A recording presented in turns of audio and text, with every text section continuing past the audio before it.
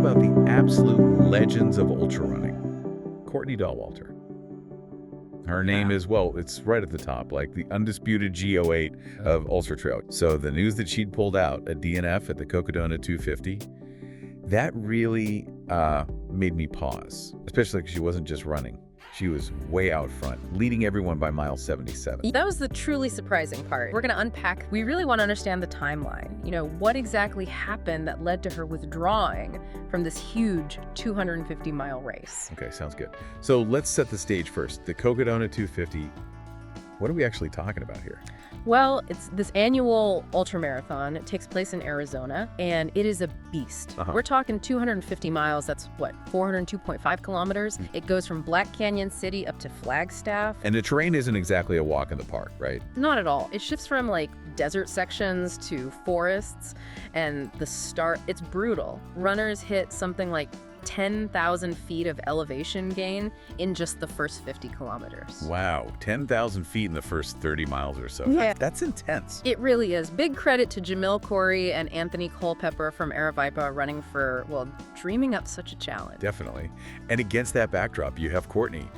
Her resume is just, incredible. It really is. Think about 2023.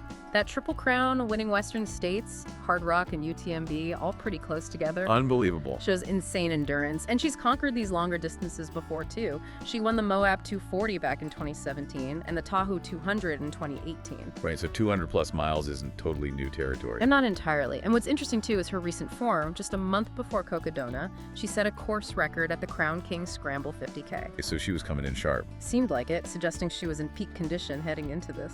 So our mission for this deep dive then is to really map out Courtney's Cocodona 250. How did it start?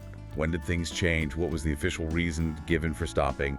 And what happened in the race after she left? Exactly. Let's dig into the race progression first. According to the report, she had a phenomenal start. She didn't just lead the women, she actually passed the woman who was leading before mile 36.5, so around 58 kilometers. Very fast. And by the time she got to Whiskey Row, that's mile 77.2, she was leading the entire race, overall leader. Leading everyone. And how was she feeling early on? I saw a quote somewhere. At around mile 12.5, just 20K in, she apparently said something like, "Excited to be out here, super cool. So far, loving it." Huh. It's almost strange to hear that, knowing the outcome.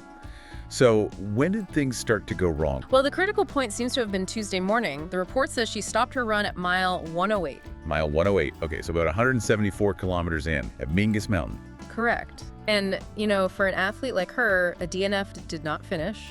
It's pretty rare. It definitely signals something significant happened. Right. A DNF for Courtney Dauwalter is major news in the ultra world. So what was the reason?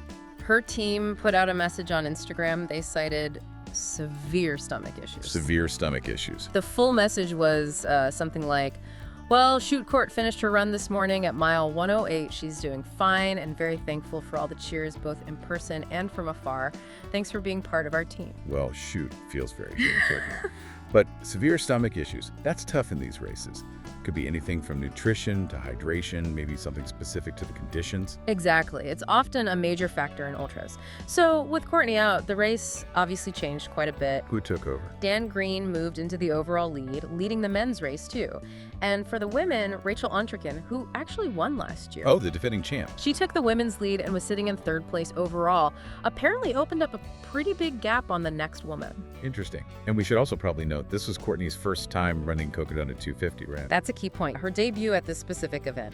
And the article mentioned her last race attempt at this kind of distance, the 250-mile range, was actually Big's Backyard Ultra back in 2020. Right. So even with those big 200-plus mile wins from 2017, 2018, this particular race, Cocodona, was a fresh challenge. That distance, 250 miles, the mix of terrain, desert, mountains, that massive early climb, it's just a whole different level of challenge. It really is, and it kind of makes you think, doesn't it, for you listening?